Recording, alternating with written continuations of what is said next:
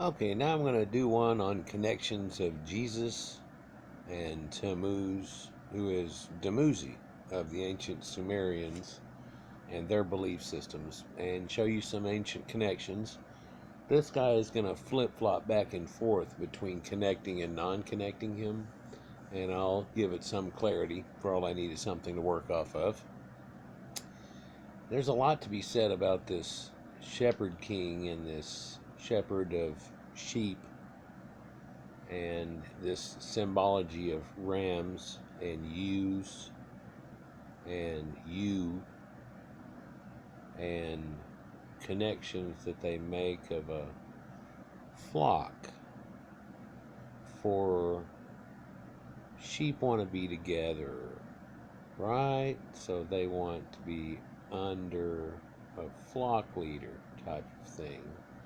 But the shepherd gives direction, because the ewes are just stupid and they don't know. There are ewes and there are rams, right? Well, let's go through his connection and see what we see here on this. The title of this is Tammuz and Jesus, More Than Distant Connections. Christianity has its origins in Middle Eastern religions, Judaism, so it is little surprise that there is some residual similarities between Christian theological thought and ancient Middle Eastern religions in general. For example, Jesus and the Akkadian god Tammuz were both referred to as shepherds. They were also both associated with dying and rising again.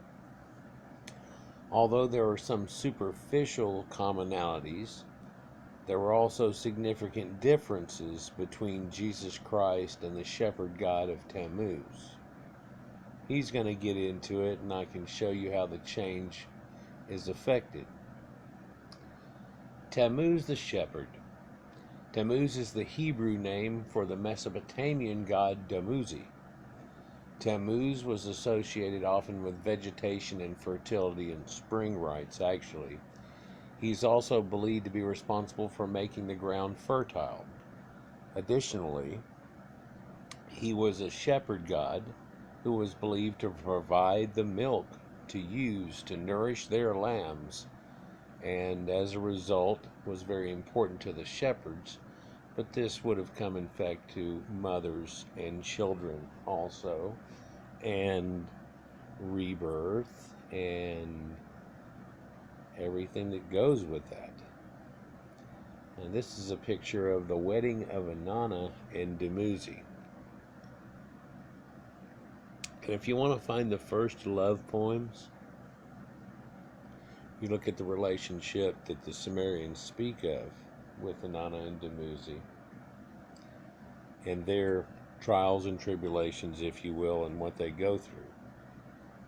Later you can see things like Delilah and Samson and other things along that line, but this truly is the very first epic,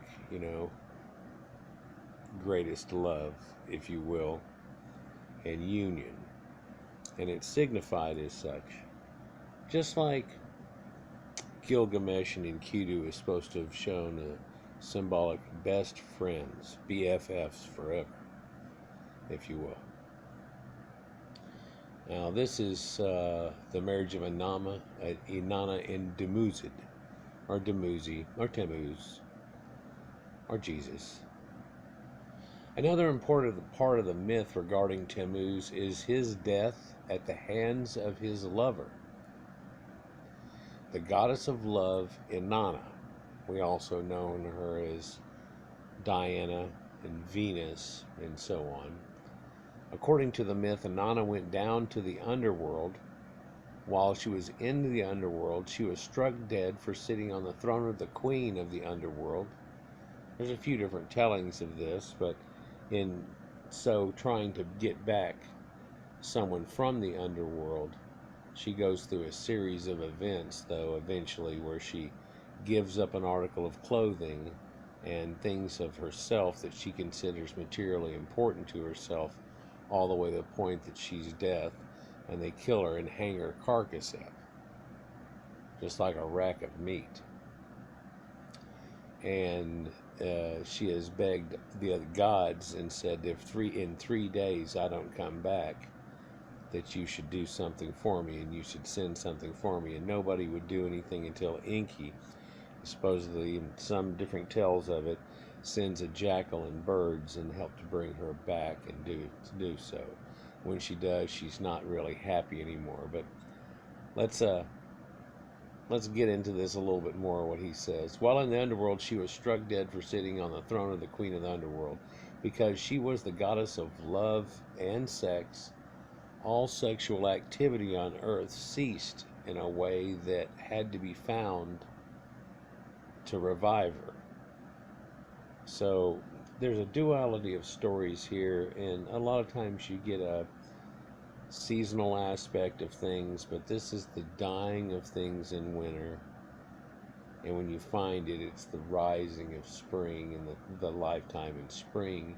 And if they didn't find her and they didn't do this sacred thing, that spring would no longer exist, right? She was able to get out of the underworld eventually, but when she returned to her home city, however, she found that her lover Tammuz had not properly mourned her and was sitting on her throne, and in rage she struck him dead. In a few other tellings of it, she had him taken to the underworld, and so on. In that tale, it runs a little bit different, and Akkadian and original Sumerian sources start to twist the tale over time too. Love is a battlefield, the legend of Ishtar, first goddess of love and war. We're talking a little bit about it. The truth behind the Christ myth, ancient origins of the often used legend. We're talking about that too. 4,000-year-old Sumerian love poem and the sacred ritual of marriage. Well, kind of referred to that a minute ago. Might go into that again also. But so you can see this crown, and if you look at it, it really looks like a crown upon her head. But it also has that bullhorn effect that helps to make up the crown, right? Little feathers stuck into it and so on. But in all accounts, this looks very much like the queen on a deck of playing cards, doesn't it?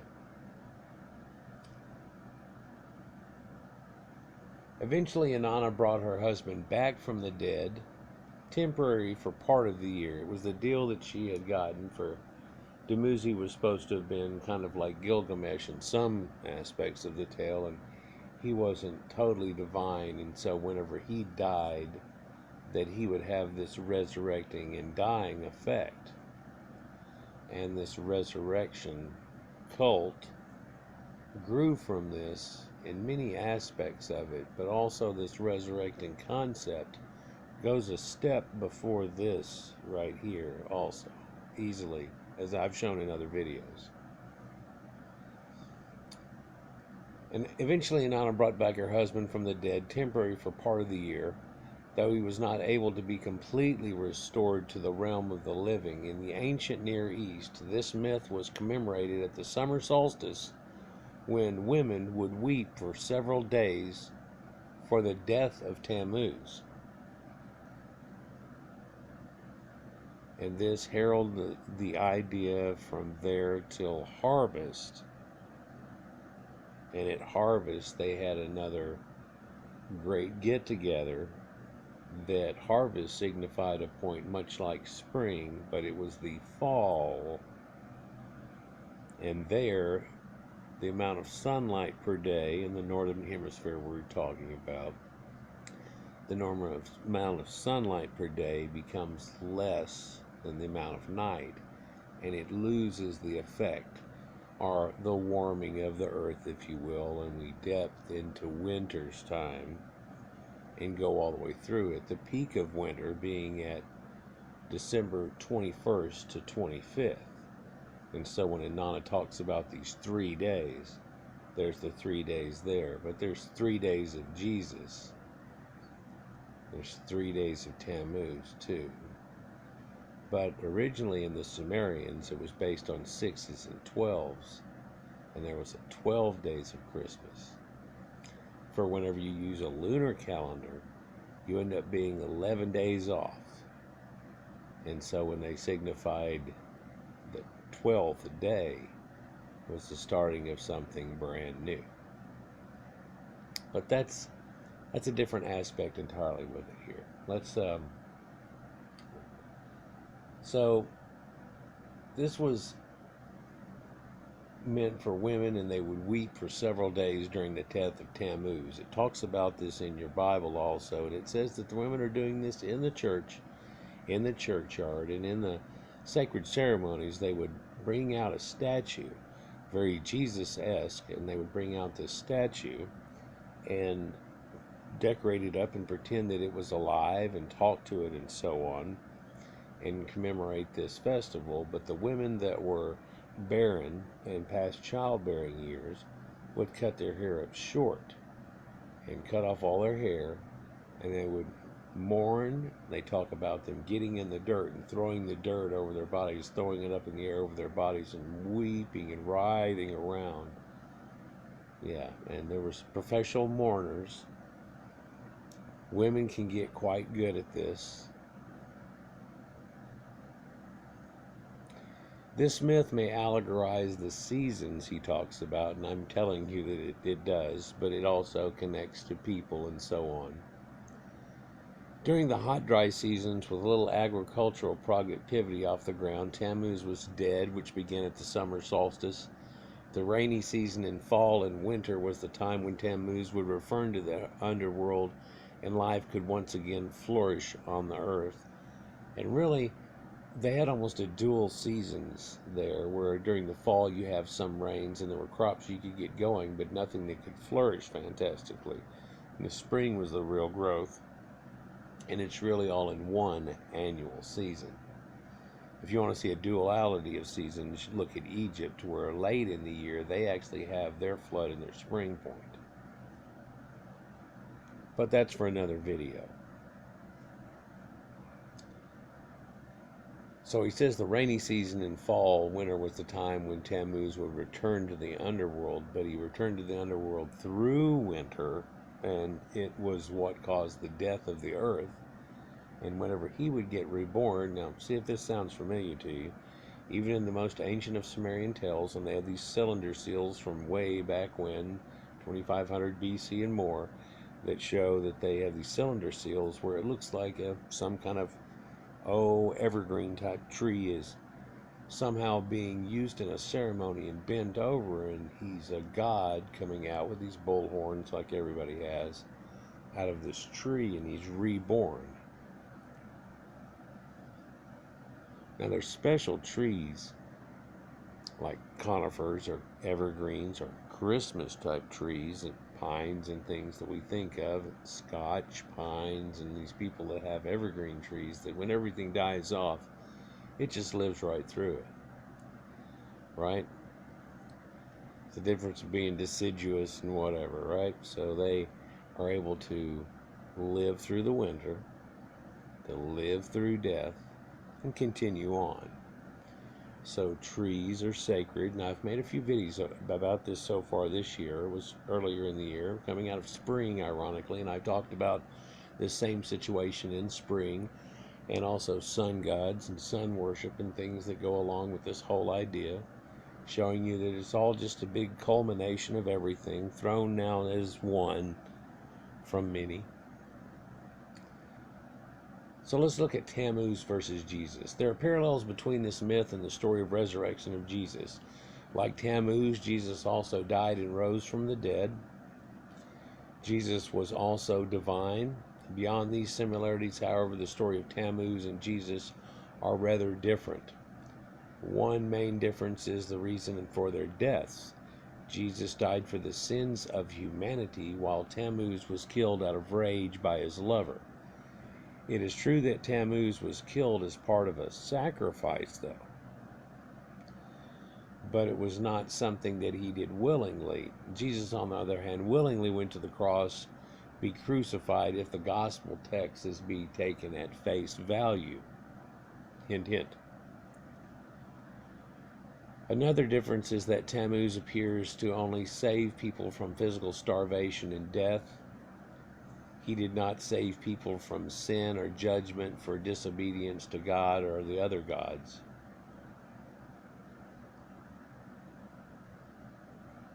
Let's look at that for a second. For what you really see about Jesus is he's the scapegoat.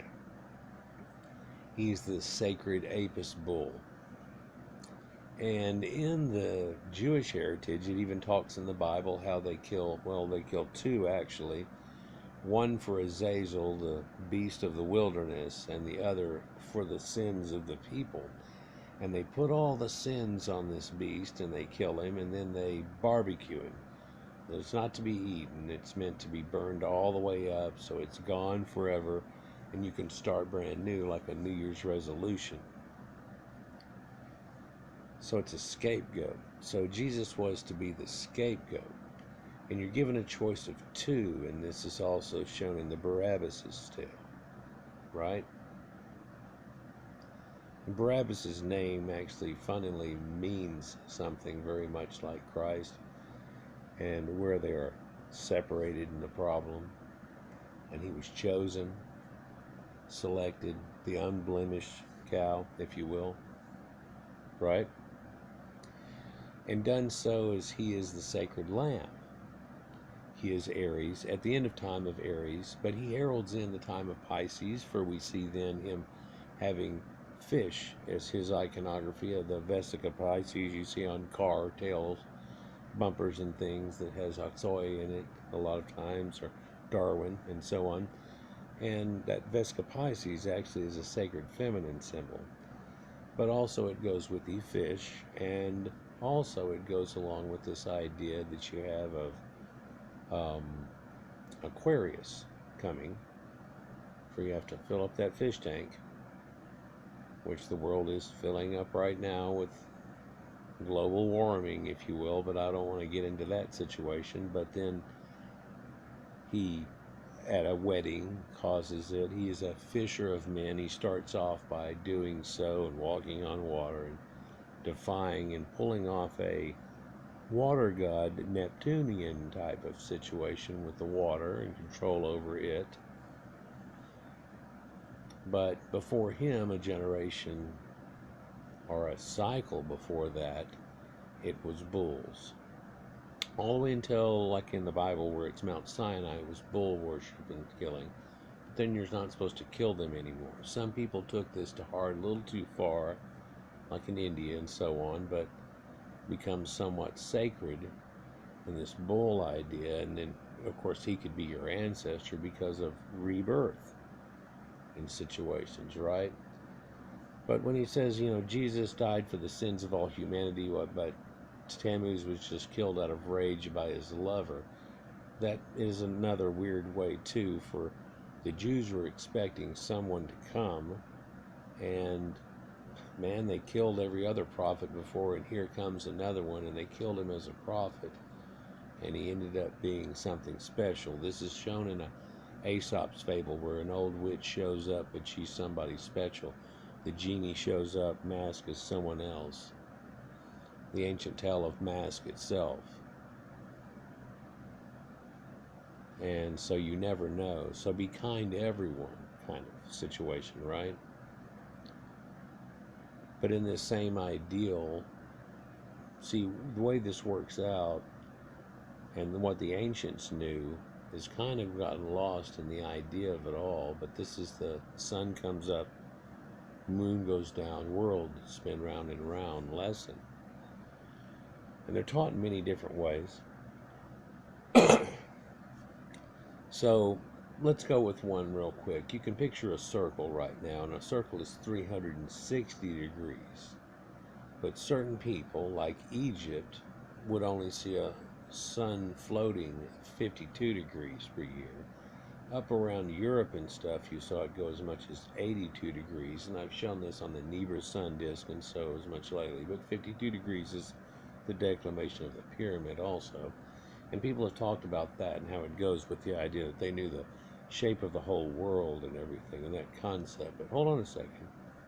The sun, in height of summer, as it starts to fall, and go more towards South America, where they're having summer when we're having winter, i.e., they're in the middle of summer when we're in the depth of winter, and back and forth, right? This is just yin and yang, people. But people that are always on the northern hemisphere give it an idea of an underworld and all this connotations with it. But it falls 1 degree per day. This is the reason they gave it the 360-degree declination, and it works perfectly with it. And cardinal points of a compass and so on. It all works together, as above, so below. And so it falls 1 degree per day all the way till December 21st. And from this area that we're talking about, it would be right near a constellation at the time of what's known still to this day as the Southern Cross. And then it would seem to stay still for 3 days, not rising or lowering or changing its declination at all, and then start to rise again. And so the ancient story was the Son of God, God's Son, was sacrificed on the cross, and 3 days later he rose again to save all of humanity from another ice age and from the death of winter. He does so, but he rises slowly, people, because where we really get a big rise at is at Easter. Easter is, and it's named Easter for a reason, but the sun rises in the east, and the sun at that point, much like the fall, but the opposite of it, spring forward, fall back, the sun, or amount of sunlight during the day, overtakes the amount of darkness, and it rides to the height of summer again. And there we have a full year, and the sun come up and moon go down, world spin round and round, right? So this idea and the weird thing that they've done is just take Jesus, and instead of make him born on Easter and ride through the day and die in winter, oh wow, let's throw it up, it's so tricky. We're going to make him born on the death of winter and start it out like some others talked about too, because that's the point of rebirth. So we'll make him born in winter and die in Easter. Well, that would be the opposite kind of thing, because it's a weird twist on it, but it has to go with that some way. Mythras has a tale too that goes along with this, but of course he's born out of mountains and so on, or out of stone, and then that tale goes with how a sunrise goes cutting through mountains and so on. But so, there's a lot of connections to this. And you look at an ancient depiction of Jesus, but when someone would get put up on a cross, not too long before this, people were put up on a dais whenever birds would come down and light and peck and eat the body away to pretty much bones, and then they would bury the bones there. And this symbology that's there, and this ancient animistic idea, where you can still see it in Egypt with all the animal-headed gods and so on, all the way back to lion-headed gods and statues that we have from 40,000 years ago, and Cro-Magnons and so on, and ancient symbolism that carries all the way through. And we've lost all of that Mother Nature. Whenever I was a kid, the only thing I knew about or learned about Mother Nature really was in a butter commercial, and it was, what was it, margarine versus regular? It was chiffon. Don't mess with Mother Nature. She knows, what butter is. And that was strange. Don't mess with Mother Nature, and that ripples through that effect of like, don't Gino make up some fake weird butter crap that causes us all to get cancer here. Come on, what's wrong? What the hell happened to butter? But Mother Nature, yeah, and the Mother Goddess and everything, and that's all lost too. And you see it in ancient civilizations, and I didn't see it in our own very much. And then of course you see Mother Mary of the Bible and how it all comes through and everything. You go, oh yeah, well that's still kind of there, isn't it? Yeah, and this animistic angel bird concept of death and resurrection is still kind of there, isn't it? For these angel people. So another difference is the kind of life that Tammuz offered versus what Jesus offered. Tammuz offered material prosperity in a present life, healthy flocks and plentiful crops. Now he offered prosperity. Jesus, however, offered spiritual renewal and eternal life, and after a final bodily resurrection. So he had to get resurrected, and then he leads the way in the effect of everybody else and being able to be resurrected into heaven like Jesus just did too, and get there to be with him in some way, shape, or form. But that was still there on the idea of the essence too. And the ancient Sumerians, they don't find much mention of it or the afterlife and crazy stories that go past that, because scribes are writing it down and not the normal people. We get a lot of it about Christianity because the normal people are starting to write, and because of philosophical thoughts are making connections and talking in directions, right? Jesus, however, offered the spiritual renewal and eternal life after a final bodily resurrection.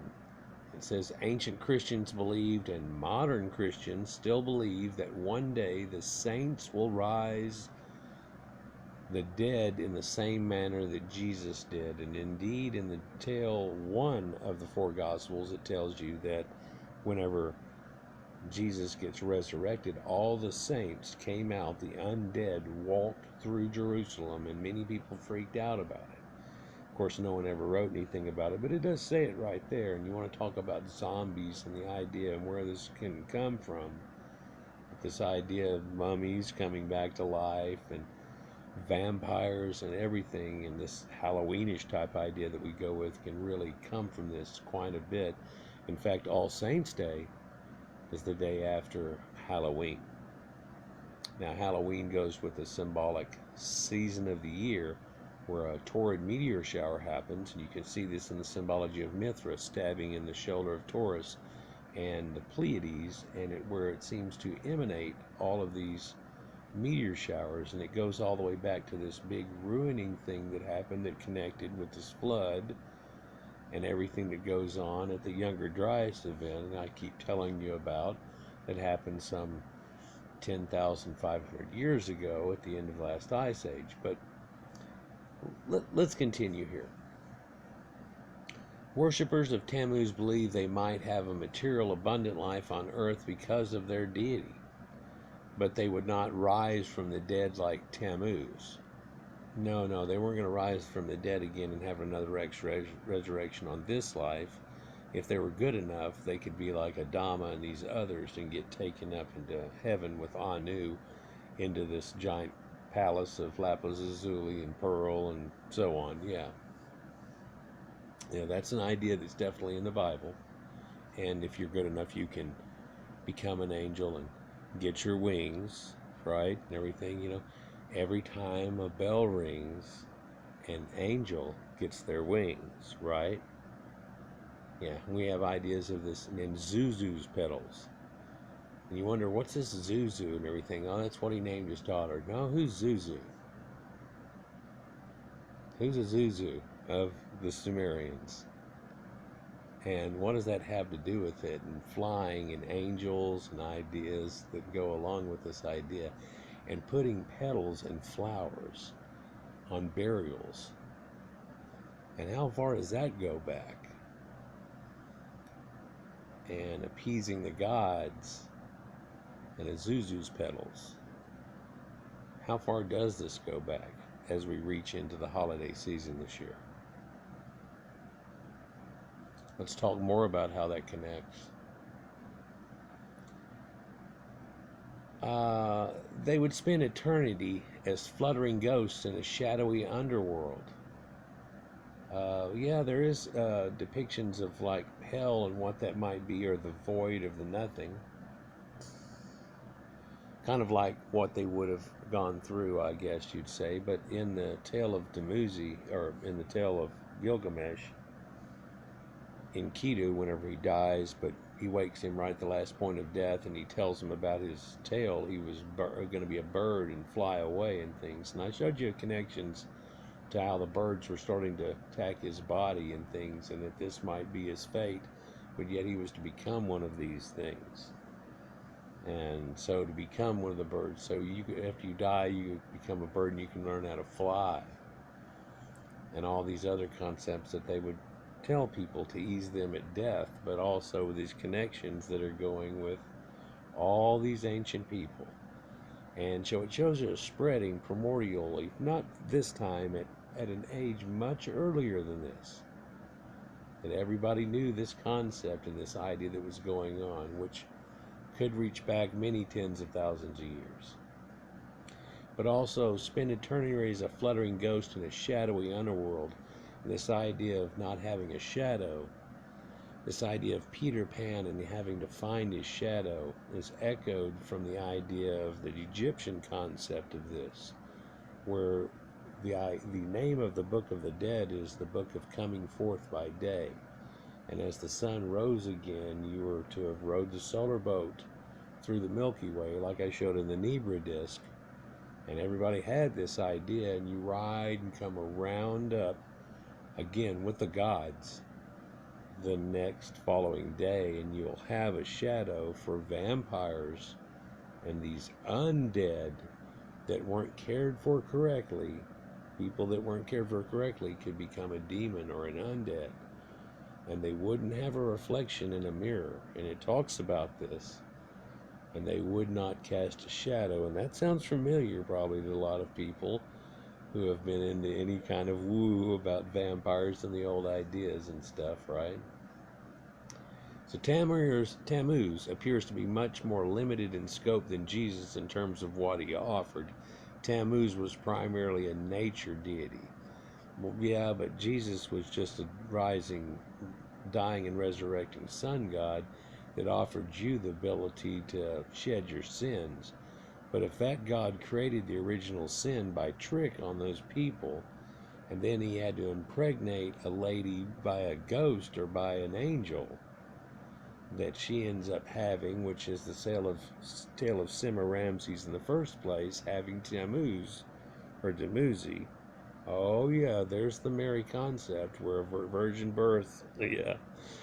But she has to have this idea, and he has to have her birthed by him, so eventually he can grow up and willingly kill himself so he can sacrifice him for his own sins that he put on us in the first place.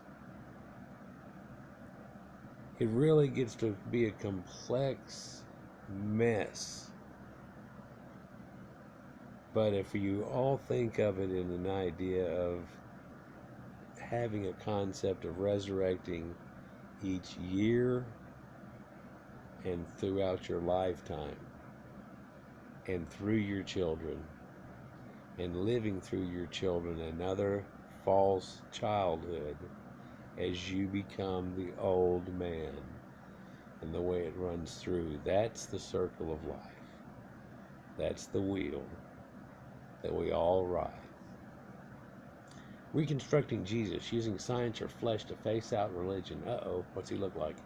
The Roman god Bacchus as a Christian icon. Oh yeah, he's got a resurrecting idea and everything that goes along with him. The god of war and love and vines and everything. Yeah, he kind of puts a weird twist to it too.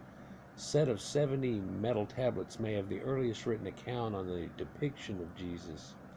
I've got a video I did months ago now about the depiction of Jesus, but I was going to try to David Attenborough it and try to read it out a little bit mystically, and as soon as I got into it, I couldn't stop myself from interjecting like I always do and really just mull the whole thing over. But it shows the first depiction of what we call Jesus and what people said in the time of Herod and the time of when it happened, supposedly in self-content. So here we're seeing Demuzi here, and he seems to be feeding these beasts in a master of beast idea that you see here, in these triple clover type ended, or triple pronged, or triple, it's got pine cones on the end of it, that he's helping to feed the beast in a master of beast idea. But I show you this is Sumerian, but oh man, doesn't it look so Egyptian? Except for it would be odd Egyptian, like some are, where he's facing towards you instead of using a sideward stance. But the earliest Egyptian stuff showed Master of Beast symbology, and it showed you connections and cylinder seals. What about that cuneiform?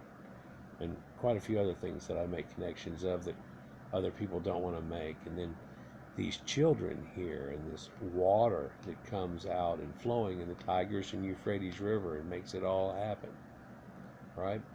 It's an alabaster relief from Ashur from 1500 BC. It is true that Tammuz was called a shepherd like Jesus, but this would not be surprising for a pastoralist society to use the term shepherd, refer to a divine ruler or a caregiver. No, it wouldn't. In fact, it's very common around the whole area, so there's nothing special about that biblical idea either. Of course, another reason that Tammuz is called a shepherd god is the fact that he was literally a shepherd, and Jesus was really literally a carpenter at first, wasn't he? Another notable similarity is that Tammuz and Jesus were also healers, but the power to heal is something that is the property of Mani, a deity. And yeah, Asclepius and all these other tales of healing and so on, and of course they tell the tales of Jesus healing so he can fit with certain prophecies and so on, and that ancient idea of healings. But back then people thought that you were under the care of a demon or under the guise of something, and even up until the days of Washington, he was bled because they felt they could bleed the bad demon out of your blood and get you back going, and he got bled by so many people back to back that he pretty much bled himself to death, or they bled him to death. So, and of course barbers had a lot to do with that, and the ancient barbers that cut beards, and that has to do with Berbers and barbers and barbarians. For the Greeks stayed shave except for their deities and philosophers and things.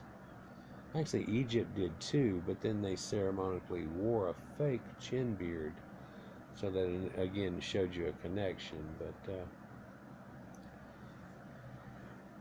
there are some parallels between Jesus and Tammuz, he says, or agrees with, but there are also significant differences. I agree there are some differences, and sure, even if you just said the same thing, their name's different, but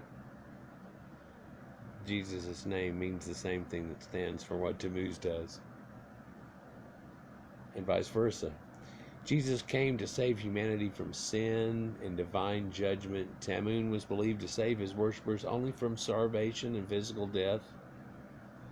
Tammuz was a shepherd of sheep, but people too. Jesus was a shepherd of men, but called them a flock, but also was a fisher of men.